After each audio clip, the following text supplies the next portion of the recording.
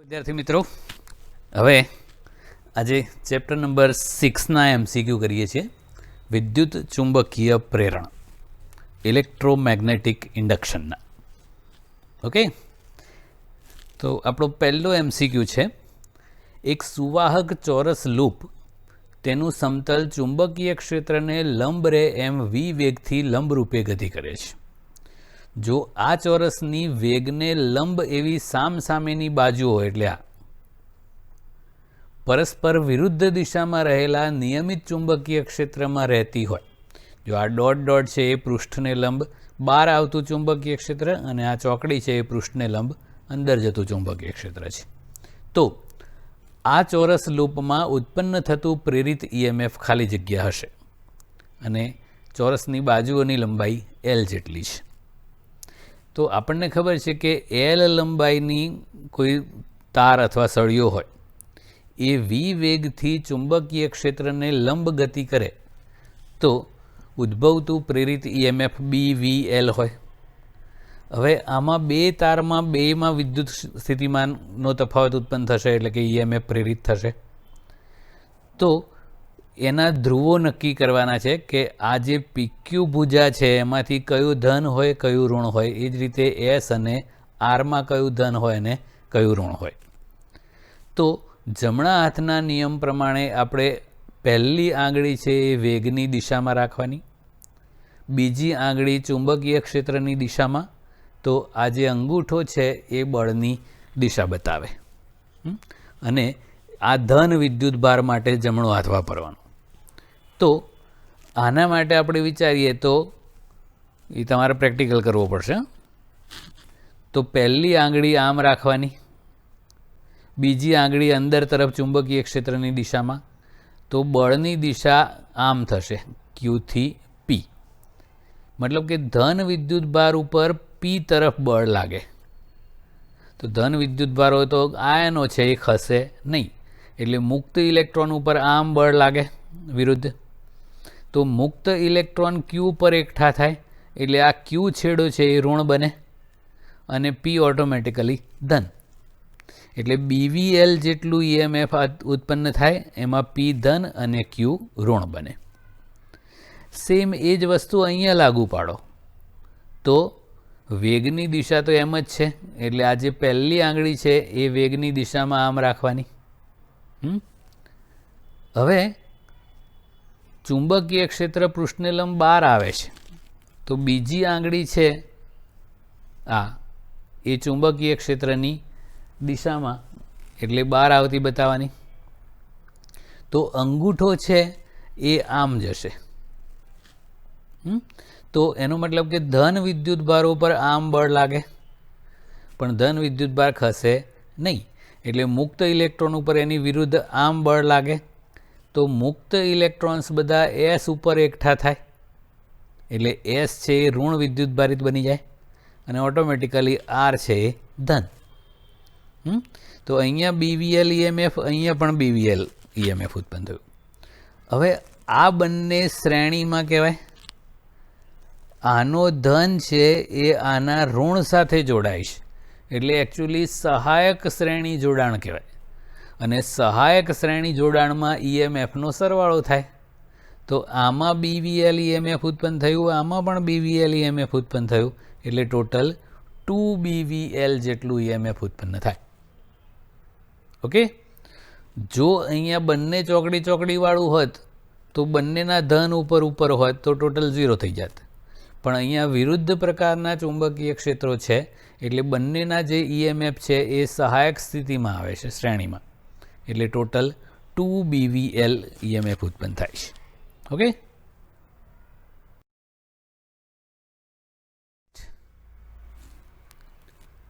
એક ગૂંચળા સાથે સંકળાયેલ ચુંબકીય ફ્લક્સ સમય સાથે phi = 6t² - 5t + 1 અનુસાર બદલાય છે. ફ્લક્સ વેબરમાં છે અને સમય 0.5 સેકન્ડ છે.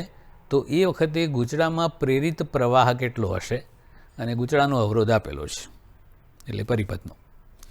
તો ફેરેડેના નિયમ પ્રમાણે E બરાબર -dϕ/dt હોય. અહીંયા આપણે મૂલ્ય જ લઈએ છીએ dϕ/dt. dt.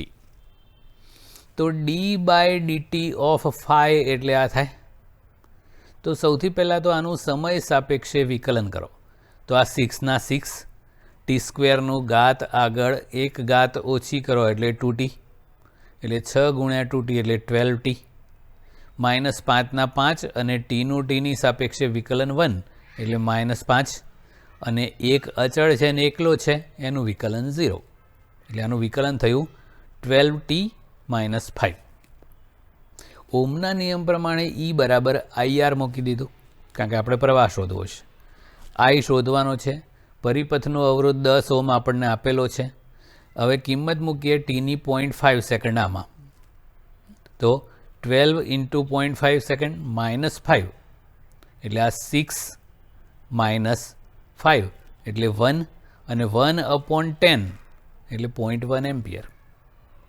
ઓકે. હવે આમાં શું યાદ રાખવાનું ખાસ, કે પહેલાં વિકલન કરવાનું ને પછી tની કિંમત મૂકવાની.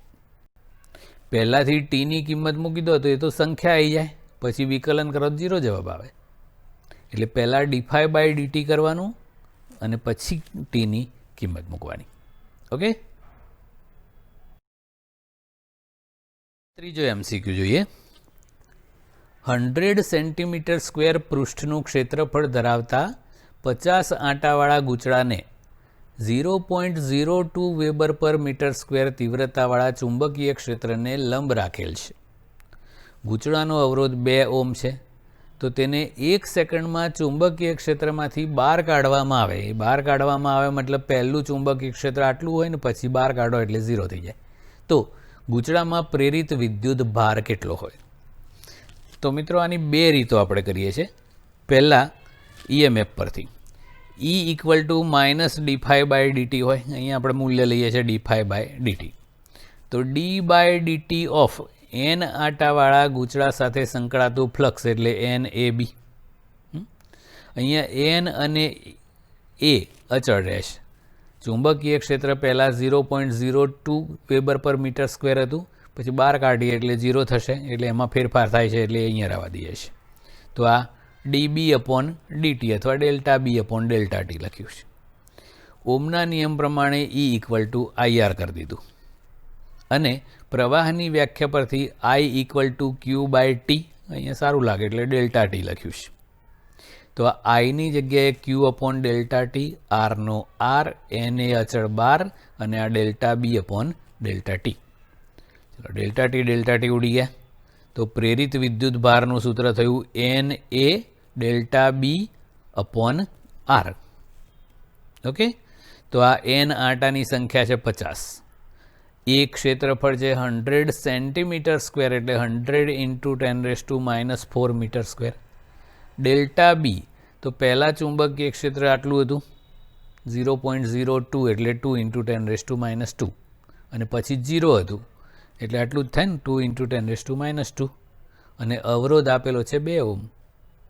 તો આ બધાનું સાદુરૂપ આપી દીધું તો 0.005 કુલમ થયું. બીજી ડાયરેક્ટ રીત છે. તો એના માટે સૂત્ર યાદ રાખવાનું છે, પ્રેરિત વિદ્યુત ભાર એટલે ફ્લક્સનો ફેરફાર ભાગ્યા અવરોધ. સિમ્પલ. તો ફ્લક્સનો ફેરફાર એટલે અંતિમ માઇનસ પ્રારંભિક કરીએ ∅2 - ∅1/R. તો અંતિમ ફ્લક્સ તો 0 થઈ જશે, કારણ કે બહાર કાઢલો એટલે 0 ફ્લક્સ, અને પ્રારંભિક ફ્લક્સ હતું એ NAB n આંટાવાળા માટે /R. આપણે ખાલી મૂલ્ય જ કરીએ છીએ એટલે માઇનસ લખતા નથી.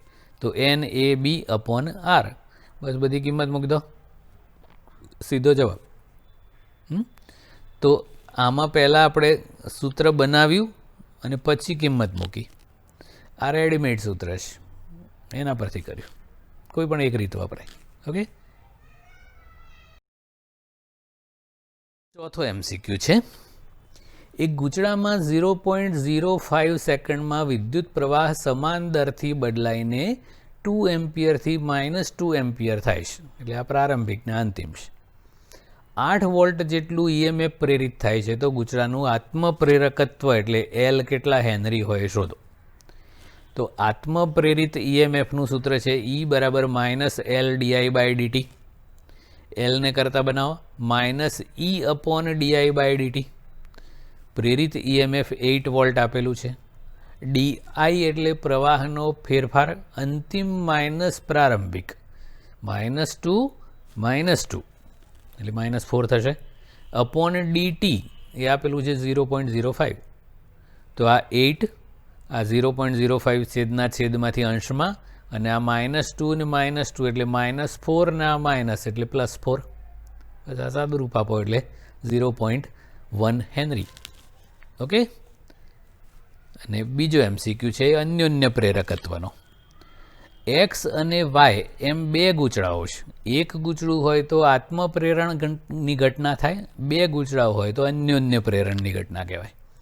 તો બે ગૂંચળાઓ પરિપથમાં એવી રીતે ગોઠવ્યા છે કે જ્યારે X ગૂંચળામાં પ્રવાહ પસાર થતો હોય એનો ફેરફાર 2 એમ્પિયર હોય છે, ત્યારે Y ગૂંચળામાં 0.4 વેબર જેટલું ફ્લક્સ બદલાય છે. તો તંત્રનું અન્યોન્ય પ્રેરકત્વ ખાલી જગ્યા હેનરી હશે. તો આપણે અન્યોન્ય પ્રેરણના સિદ્ધાંતમાં પહેલા ગૂંચળાના પ્રવાહમાં ફેરફાર કરીએ તો બીજા ગૂંચળામાં EMF પ્રેરિત થાય એવું કરતા હતા.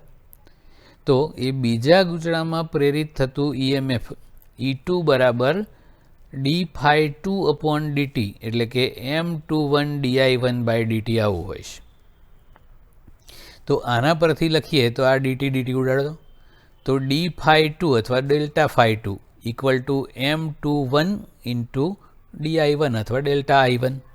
આ M21 છે એ ગૂંચળા X અને Yના તંત્રનું અન્યોન્ય પ્રેરકત્વ કહેવાય, એ શોધવાનું છે. તો બીજા ગૂંચળાના ફ્લક્સનો ફેરફાર 0.4 વેબર છે. અન્યોન્ય પ્રેરકત્વ બેના તંત્રનું શોધવાનું છે. પ્રવાહના ફેરફારનું મૂલ્ય 2 એમ્પિયર આપેલું છે. તો આને નીચે લઈ જાઓ તો 0.2 હેનરી એ X અને Y ગૂંચળાઓના તંત્રનું અન્યોન્ય પ્રેરકત્વ કહેવાય. એક સરસ MCQ છે. બે ગૂંચળાઓના તંત્રનું અન્યોન્ય પ્રેરકત્વ આપેલું છે 5 મિલી હેનરી છે. પ્રથમ ગૂંચળામાં પ્રવાહ I0 sin ωt સૂત્ર અનુસાર બદલાય છે, જ્યાં I0 10 એમ્પિયર ને ઓમેગા 100 પાઈ રેડિયન પર સેકન્ડ છે. તો બીજા ગૂંચળામાં પ્રેરિત EMFનું મહત્તમ મૂલ્ય ખાલી જગ્યા હશે. તો અન્યોન્ય પ્રેરણની ઘટના આપણે કર્યું એ પ્રમાણે E2 બરાબર d∅2/dt એટલે કે M21di1/dt. તો આ M21 એમના એમ જ, di1/dt આ પહેલા ગૂંચળાનો પ્રવાહ છે એ I1 ની કિંમત મૂકીએ તો d/dt ઓફ I1 એટલે I0 sin ωt. તો સૌથી પહેલાં આનું સમય સાપેક્ષે વિકલન કરી દઈએ. M21 નું M21 જ, I0 અચળ 12, sin ωt નું વિકલન cos ωt, અને પછી ωt નું પાછું વિકલન કરવાનું એ ઓમેગા. ઓકે. હવે મહત્તમ EMF શોધવાનું છે. આ તો સમય પર આધારિત છે ને. તો જ્યારે cos ωt ની કિંમત મેક્સિમમ 1 થાય ત્યારે પ્રેરિત EMF E2 મહત્તમ બને. તો M21 આપેલું છે 5 મિલી એટલે 5 × 10⁻³ હેનરી, I0 10 એમ્પિયર અને ઓમેગાનું મૂલ્ય 100 પાઈ, અને cos ωt ની મેક્સિમમ વેલ્યુ લઈ લેવાની 1. તો આનું સાદું રૂપ આપો એટલે 5 પાઈ વોલ્ટ. ઓકે. તો આ મેક્સિમમ પ્રેરિત EMF બીજા ગૂંચળાનું થયું. નેક્સ્ટ MCQ જોઈએ હવે. 3 હેનરી આત્મપ્રેરકત્વ ધરાવતા 3 શુદ્ધ ઇન્ડક્ટર્સ મતલબ જેનો અવરોધ 0 હોય, એને આકૃતિમાં દર્શાવ્યા પ્રમાણે જોડેલા છે. જો આ જોડાણનું A અને B બિંદુઓ વચ્ચેનું સમતુલ્ય ઇન્ડક્ટન્સ ખાલી જગ્યા હશે. તો સૌથી પહેલાં તો આપણે આ જે જંક્શન્સ છે એને C અને D આવું નામ આપી દીધું. બે છેડાઓ A અને B છે. હવે આનો સમતુલ્ય પરિપથ કેવી રીતે બનાવવાનો એ, તો જે બિંદુઓ સુવાહક તારથી જોડેલા હોય એ બંને એક જ ગણાય. તો અહીંયા A અને D એ બંને સેમ જ છે, તો એને એક જ બિંદુ પર બતાવી દીધા. એ જ પ્રમાણે C અને B એ બંને સુવાહક તારથી જોડેલા છે એટલે એક જ કહેવાય. તે આ સી અને બી એક જ કહેવાય. હવે પહેલું ઇન્ડક્ટર છે એ અને સી વચ્ચે જોડ્યું છે, તો આ એ અને સી વચ્ચે પહેલું ઇન્ડક્ટર. બીજું ઇન્ડક્ટર સી અને ડી વચ્ચે જોડ્યું છે, તો આ સી અને ડી વચ્ચે બીજું ઇન્ડક્ટર. ત્રીજું ઇન્ડક્ટર ડી અને બી વચ્ચે જોડેલું છે, તો આ ડી અને બી વચ્ચે ત્રીજું ઇન્ડક્ટર. તો કેવું થઈ ગયું? સમાંતર જોડાણ. તો અવરોધોમાં જેવું હોય છે એવું સેમ જ 1/L' સમતુલ્ય ઇન્ડક્ટન્સ ઇક્વલ ટુ ત્રણેય સરખા જ છે એટલે 1/L plus 1/L plus 1/L એટલે 3/L. ઉલટાઈ દો એટલે L' બરાબર L/3 એટલે 3/3 1 હેનરી. ઓકે, સરખા હોય તો L/N યાદ રાખો તોય થઈ જાય. L' બરાબર L/N એટલે 3/3 એટલે 1 હેનરી. ઓકે, તો આ રકમવાળા પરિપથ પરથી એનો સમતુલ્ય પરિપથ કેવી રીતે બન્યો એ જ મેઇન વસ્તુ છે. સુવાહક તારથી જોડેલા બિંદુઓ એકરૂપ કહેવાય એટલે બંનેને એક જ જગ્યાએ બતાવી દેવાના. આ બે સેમ જ. એ જ પ્રમાણે સી અને બી પણ સેમ જ. પછી એક ઇન્ડક્ટર વારા ફરતી એ યોગ્ય બિંદુઓ વચ્ચે જોડ દો એટલે સમતુલ્ય પરિપથ. ઓકે,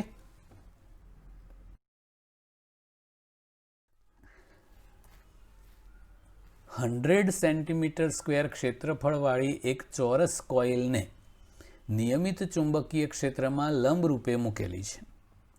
જો ચુંબકીય ક્ષેત્ર 10³ વેબર પર મીટર સ્ક્વેર હોય તો કોઇલ સાથે સંકળાયેલું ફ્લક્સ કેટલું હોય? તો આપણને ખબર છે ચુંબકીય ફ્લક્સ ફાઈ બરાબર સદિશ એ ડોટ સદિશ બી. અદિશ સ્વરૂપે મૂલ્ય સ્વરૂપે લખો તો એ બી કોસ થીટા. તો અહીંયા એ બી કોસ 0 કેમ લીધું એ મેઇન વસ્તુ છે. નોર્મલી લંબ એટલે બધાને એવું સમજી લેશ, પણ અહીંયા થીટા કોની વચ્ચેનો ખૂણો છે? તો ક્ષેત્રફળ સદિશ અને ચુંબકીય ક્ષેત્ર વચ્ચેનો. અને ક્ષેત્રફળ સદિશ હંમેશા સમતલને લંબ હોય. તો એ સમતલને લંબ અને ચુંબકીય ક્ષેત્ર વચ્ચેનો ખૂણો કરો તો 0 થઈ જશે.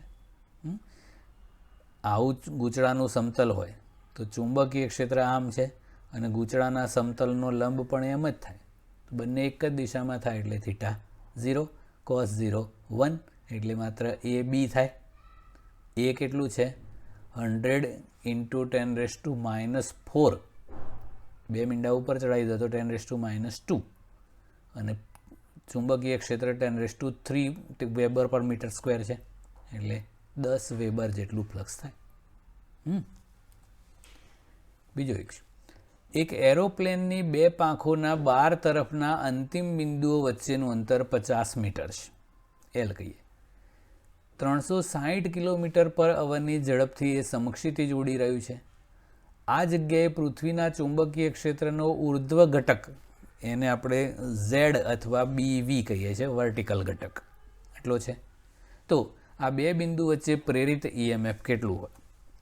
તો આપણને ઈએમએફનું સૂત્ર BVL ખબર છે, મૂલ્ય. તો અહીંયા ચુંબકીય ક્ષેત્ર વર્ટિકલ જ કેમ લીધું? તો પાંખો આમ હોય તો આપણે એને લંબવાળું ચુંબકીય ક્ષેત્ર ધ્યાનમાં લેવાનું. જો BH એટલે સમક્ષિતિજ ઘટક ધ્યાનમાં લો તો ઈએમએફ 0 થઈ જાય. તો આ પાંખો સમક્ષિતિજ હોય તો એને લંબ ચુંબકીય ક્ષેત્ર છે એ ઉર્ધ્વ ઘટકવાળું જ હોય. તો BV × VL. તો BV આપેલું છે 2 × 10⁻⁴ વેબર પર મીટર સ્ક્વેર. વેગ કિલોમીટર પર અવરમાં છે એટલે એને મીટર પર સેકન્ડ કરવું હોય તો ગુણ્યા 1000/3600 કરવું પડે. એટલે આ મીટર પર સેકન્ડ થઈ ગયો. અને લંબાઈ આપેલી છે 50 મીટર. બસ આનું સાદુરૂપ આપો એટલે 1 વોલ્ટ. ઓકે, સરસ MCQ છે, બરાબર ધ્યાન આપજો. 0.5 મીટર લંબાઈના દરેક એવા 10 વાહક આરાઓ ધરાવતા એક પૈડાને કોઈપણ સ્થળે પૃથ્વીના ચુંબકીય ક્ષેત્રના સમક્ષિતિજ ઘટક BH ને લંબ સમતલમાં 120 રિવોલ્યુશન પર મિનિટની ઝડપથી ભ્રમણ આપવામાં આવે છે. જો તે સ્થળે BHનું મૂલ્ય 0.4 ગોસ હોય તો પૈડાની અક્ષ અને ધાર વચ્ચે ઉદ્ભવતું પ્રેરિત EMF કેટલું હશે? તો ધારો કે એ BH આ રીતે છે, એકચ્યુઅલી આડું હોય પણ આપણે આકૃતિ પ્રમાણે અહીંયા છે, આ BH છે, અને એ જે ગૂંચળું અથવા તો આ પૈડું છે એનું સમતલ એને લંબ રીતે મૂક્યું છે. એની અંદર આવા 10 વાહક આરાઓ છે, સ્પોક્સ કહીએ ને. હવે એ પ્રેરિત EMF શોધવું છે તો વર્તુળ ગતિમાં તો કેવું હોય કે અક્ષ હોય એનો વેગ 0 હોય, પછી જેમ દૂર દૂર જાઓ એમ વેગ ક્રમશઃ વધતો જાય. તો આ દરેકે દરેક બિંદુનો વેગ અલગ અલગ અલગ હોય તો આપણે સરેરાશ વેગ લઈએ તો અહીંયા વેગ 0 હોય અને અહીંયા રેખીય વેગ v બરાબર r ઓમેગા હોય. તો સરેરાશ કરો તો 0 પ્લસ r ઓમેગા બાય 2 એટલે r ઓમેગા બાય 2. ઓકે, હવે EMF શોધવાનું છે તો અહીંયા BVL પ્રમાણે અહીંયા BH વાપરવાનું છે એટલે BHVL. તો આ BH એટલે અહીંયા B નામ આપી દીધું અથવા BH રખાય. વેગ સરેરાશવાળો r omega by 2 into L, એ L છે આ વાહક આરાની લંબાઈ, મતલબ કે આની ત્રિજ્યા થશે. ઓકે, તો એ આરાની લંબાઈ L એ ત્રિજ્યા થઈ ગઈ. તો આ હાફ B ઓમેગા આ R અને આ L પણ R જ થયું આટલું એટલે R², 1/2 B ઓમેગા R². આ સૂત્ર પણ યાદ રાખવાનું. તો આ 1/2 B આપેલું છે 0.4 ગોસ છે એટલે ટેસ્લા કરવા માટે ઇન્ટુ 10⁻⁻⁴. પછી ઓમેગા છે એ રિવોલ્યુશન પર મિનિટમાં છે તો આ 120 રિવોલ્યુશન એને રેડિયન કરો એટલે 2π રેડિયન થાય એટલે આ 2 × 3.14 એટલે 2π પર મિનિટ છે એટલે સેકન્ડ કરવા માટે ભાગ્યા 60 અને r 0.5 હોલ સ્ક્વેર. ઓકે, આનું સાદુરૂપ આપો એટલે 62.8 ઇન્ટુ 10⁻⁻6 વોલ્ટ એટલે ટૂંકમાં 62.8 માઇક્રોવોલ્ટ આટલું EMF આ અક્ષ અને પૈડાની ધાર વચ્ચે પ્રેરિત થાય. ઓકે,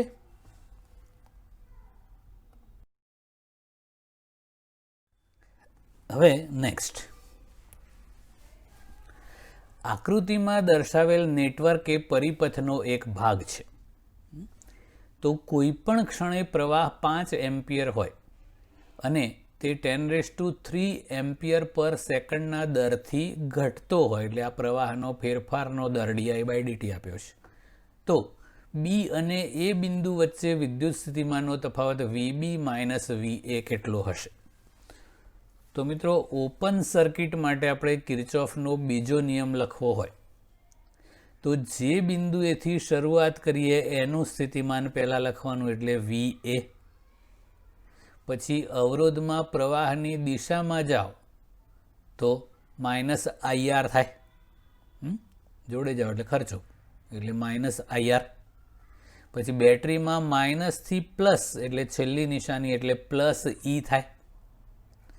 હવે આ ઇન્ડક્ટર નવી આઇટમ છે તો ઇન્ડક્ટરમાં જ્યારે પ્રવાહમાં ફેરફાર થતો હોય ત્યારે એના બે છેડા વચ્ચે EMF પ્રેરિત થાય જેને આપણે બેક EMF કહીએ છીએ. તો નોર્મલી પ્રવાહની દિશામાં જાઓ તો માઇનસ વાળું હોય પણ અહીંયા બેક EMF હોય એ પ્રવાહની વિરુદ્ધ ઉત્પન્ન થાય એટલે પ્લસ અને આત્મપ્રેરિત EMF એટલે L/di/dt ઇક્વલ ટુ જે બિંદુએ પહોંચીએ તેનું સ્થિતિમાન એટલે VB. બંધ પરિપથ હોય તો 0 થી સ્ટાર્ટ કરવાનું છેલ્લે ઇક્વલ ટુ 0 હોય.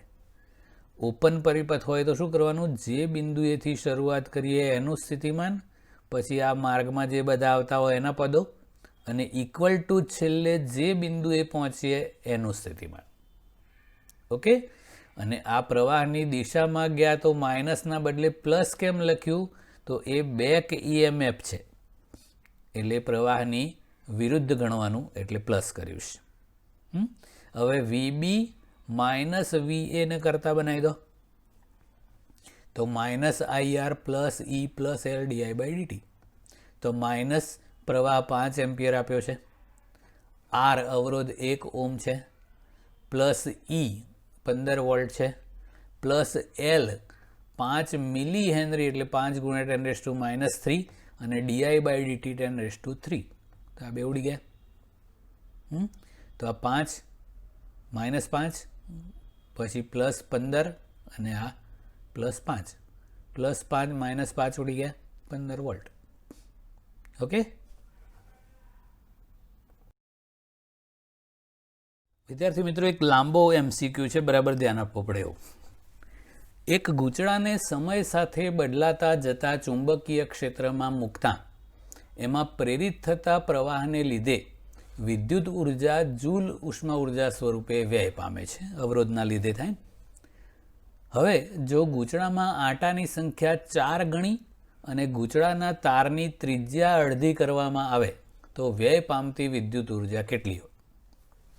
તો આપણે પહેલા કેસમાં એ વિદ્યુત ઉર્જા ઉષ્મા ઉર્જા સ્વરૂપે એટલે હીટ હોય, એકચ્યુઅલી આ પાવર જ છે. તો એ H1 કહીએ, પેલું V²/R કરતા હતા ને એવું અહીંયા E²/R, પહેલા કેસમાં E1² R1, અને આટા 4 ગણા અને તારની ત્રિજ્યા અડધી કર્યા પછી નવી ઉષ્મા ઉર્જા H2 કહીએ, E2² R2. ગુણોત્તર સ્વરૂપે લખો H2/H1, તો E2² E1² અને આ ઊંધું થઈ જશે R1/R2. હવે ફ્લક્સના ફેરફાર સ્વરૂપે લખીએ તો આ E2 એટલે dϕ2/dt અથવા Δϕ2/ΔT એનો હોલ સ્ક્વેર, E1 નો સ્ક્વેર એટલે Δϕ1/ΔT નો હોલ સ્ક્વેર. કેમ આવું કર્યું? કે ચુંબકીય ક્ષેત્રમાં ફેરફાર થાય એટલે EMF પ્રેરિત થાય ને, એટલે આ પ્રેરિત EMFનું સૂત્ર લખ્યું અને આ as it is R1/R2. ΔT ઉડાડી દીધા તો Δϕ2 નો હોલ સ્ક્વેર Δϕ1 નો whole square into R1/R2. Okay, હવે જો આટાની સંખ્યા 4 ગણી કરવામાં આવે તો ફાઈ બરાબર NBA છે, એટલે કે ફાઈ ચલે છે N છે.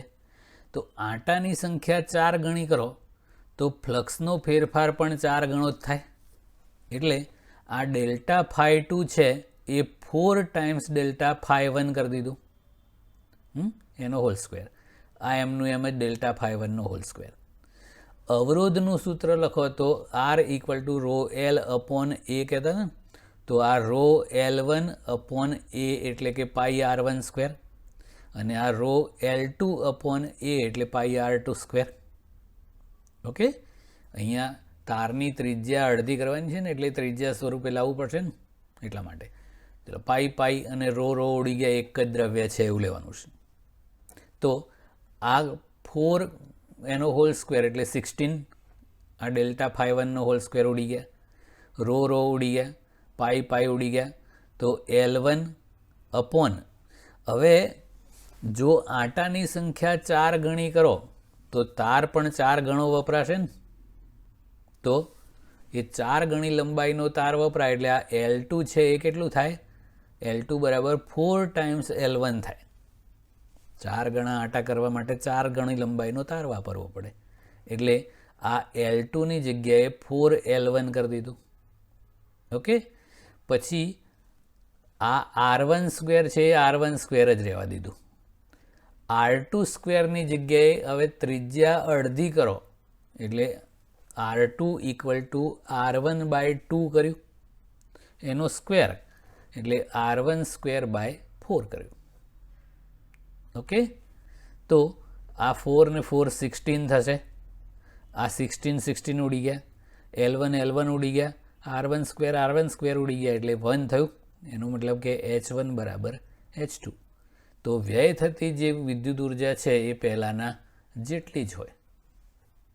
ઓકે, એટલે તારની ત્રિજ્યા અડધી કરો અને આટાની સંખ્યા 4 ગણી કરો તો ઉષ્મા ઉત્પન્ન થતી જે ઉષ્મા છે એ પહેલાંના જેટલી જ રહેશે. નેક્સ્ટ, સમાન લંબાઈના અને એક સરખું આત્મપ્રેરકત્વ ધરાવતા બે સોલેનોઇડ એ અને બીમાં આંટાઓની સંખ્યા અનુક્રમે 100 અને 200 છે, તો તેમના આડછેદની ત્રિજ્યાઓનો ગુણોત્તર કેટલો હોય? તો બંનેના આત્મપ્રેરકત્વ સરખા છે, LA = LB. સોલેનોઇડના આત્મપ્રેરકત્વનું સૂત્ર આપણે કરેલું છે, μ0 NA² AA/L, કેપિટલ L બરાબર μ0 NA એટલે n² A/L આવું હોય. એટલે આ પહેલા માટે અને આ બીજા માટે. ઓકે, μ0 ઉડી ગયા, બંનેની લંબાઈ સરખી છે એટલે L પણ ઉડી ગયા. તો NA² AA બરાબર NB² AB. આપણે ત્રિજ્યા કરવી છે એટલે આને πr² સ્વરૂપે લખી દેવાય ને, તો આ πRA² અને આ πRB². હવે પાઈ ઉડી ગયા, બંને બાજુ વર્ગમૂળ કરો તો NARA બરાબર NBRB. તો ત્રિજ્યાઓનો ગુણોત્તર, આડછેદની ત્રિજ્યાઓનો ગુણોત્તર એટલે RA/RB કરવું છે. તો RA/RB = NB/NA. તો NB 200 છે, NA 100 છે, એટલે ગુણોત્તર 2:1. ઓકે, તો આ સોલેનોઇડના આત્મપ્રેરકત્વનું સૂત્ર યાદ રાખવાનું છે.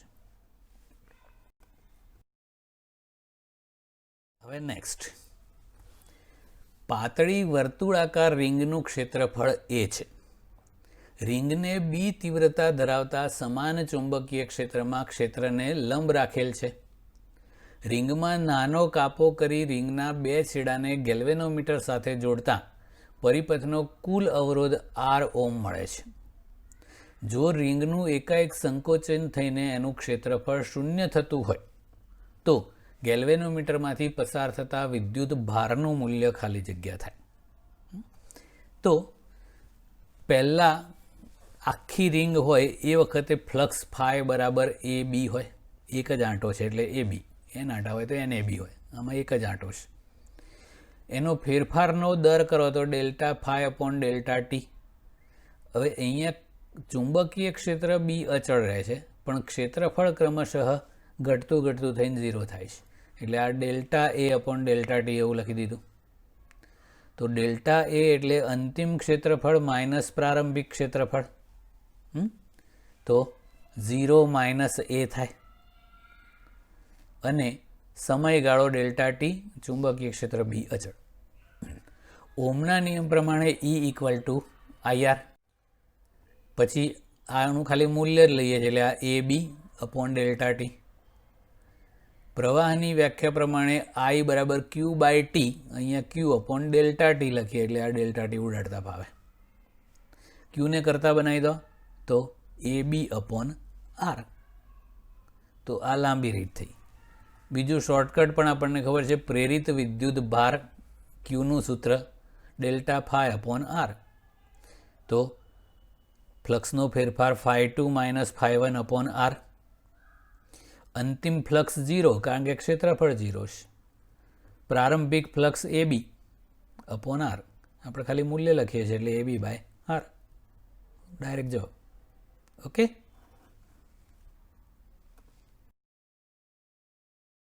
એક સિમ્પલ MCQ. એક ચુંબક ગૂંચળા તરફ ગૂંચળાની અક્ષની દિશામાં ગતિ કરે છે, તો ગૂંચળામાં પ્રેરિત થતું EMF E છે. હવે જો ગૂંચળું પણ ચુંબક તરફ ચુંબકના જેટલા જ વેગથી ગતિ કરે તો પ્રેરિત EMFનું મૂલ્ય ખાલી જગ્યા થાય. તો એક ગૂંચળામાં પ્રેરિત થતું EMF છે એ સાપેક્ષ વેગ પર આધારિત હોય. તો ચુંબક ગતિમાં હોય અને ગૂંચળું સ્થિર હોય તો EMF E છે. હવે બંને એક સરખા વેગથી સામસામે ગતિ કરે તો સાપેક્ષ વેગ બમણો થઈ જાય, અને સાપેક્ષ વેગ બમણો થાય તો ફ્લક્સનો ફેરફાર પણ બમણી ઝડપથી થાય, એટલે પ્રેરિત EMFનું મૂલ્ય બમણું થઈ જાય એટલે 2E થાય. ઓકે, પણ જો બંને એક જ દિશામાં એક સરખા વેગથી ગતિ કરતા હોય તો કોઈ ફ્લક્સમાં ફેરફાર ના થાય. તો એવા કેસમાં EMF 0 હોય. સામસામે ગતિ કરે છે તો સાપેક્ષ વેગ બમણો એટલે પ્રેરિત EMF પણ બમણું હોય. નેક્સ્ટ, 5 સેન્ટીમીટર લંબાઈ ધરાવતો સળિયો 2 × 10⁻² વેબર પર મીટર સ્ક્વેર તીવ્રતા ધરાવતા ચુંબકીય ક્ષેત્રમાં ક્ષેત્રને લંબરૂપે ગતિ કરે છે. જો સળિયાનો પ્રવેગ 2 મીટર પર સેકન્ડ સ્ક્વેર હોય તો પ્રેરિત EMFના વધારાનો દર એટલે dE/dt શોધવાનું છે. તો આપણને તો EMFનું સૂત્ર ખબર છે, E = BVL. આપણે એનો ફેરફારનો દર એટલે dE/dt શોધવું હોય તો આનું સમય સાપેક્ષે વિકલન કરી દેવાનું. તો B તો સમાન ચુંબકીય ક્ષેત્ર એટલે અચળ રહે, L સળિયાની લંબાઈ પણ અચળ જ રહે. તો આપણે વેગનું વિકલન લખવાનું dV/dt, પણ વેગનું સમય સાપેક્ષે વિકલન એટલે તો પ્રવેગ. તો આ BAL થઈ જાય. તો dE/dt બરાબર B 2 × 10⁻², A 2 અને L 5 સેન્ટીમીટર છે એટલે 5 × 10⁻². તો આનું સાદુરૂપ આપી દીધું. તો 20 × 10⁻⁴ વોલ્ટ પર સેકન્ડમાં હોય. ઓકે. MCQ નંબર 17 કરીએ. 100 આંટાવાળા ગૂંચળામાંથી 2 એમ્પિયર વિદ્યુત પ્રવાહ પસાર થતાં ગૂંચળાના એક આંટા સાથે સંકળાયેલું ચુંબકીય ફ્લક્સ 5 × 10⁻³ વેબર હોય તો ગૂંચળા સાથે સંકલિત ચુંબકીય ઉર્જા કેટલી હોય? તો આપણને ખબર છે કે ગૂંચળા એટલે કે ઇન્ડક્ટરમાં સંગ્રહાતી ઉર્જા ½LI² હોય. તો સૌથી પહેલાં તો ઇન્ડક્ટન્સ L શોધવું પડે ને, આત્મપ્રેરકત્વ. તો આત્મપ્રેરકત્વ માટે N∅ = Li હોય, માટે L = N∅/I. N 100, પ્રત્યેક આંટા દીઠ સંકળાયેલું ફ્લક્સ 5 × 10⁻³ અપોન પ્રવાહ 2 એમ્પિયર. તો આ 0.25 હેનરી થયું. હવે એમાં સંગ્રહાયેલી ઉર્જા ચુંબકીય ક્ષેત્ર સ્વરૂપે હોય ½ LI². હાફ L આપણે શોધ્યું 0.25 અને I² તો 2² સાદુરૂપ આપી દો 0.5 જૂલ. ઇન્ડક્ટરમાં ચુંબકીય ક્ષેત્ર સ્વરૂપે ઉર્જાનો સંગ્રહ થાય, કેપેસિટરમાં વિદ્યુત ક્ષેત્ર સ્વરૂપે થાય. કેપેસિટરમાં જેમ ½CV² કરતા હતા એવું ઇન્ડક્ટરમાં સંગ્રહાયેલી ઉર્જા ½ LI² છે.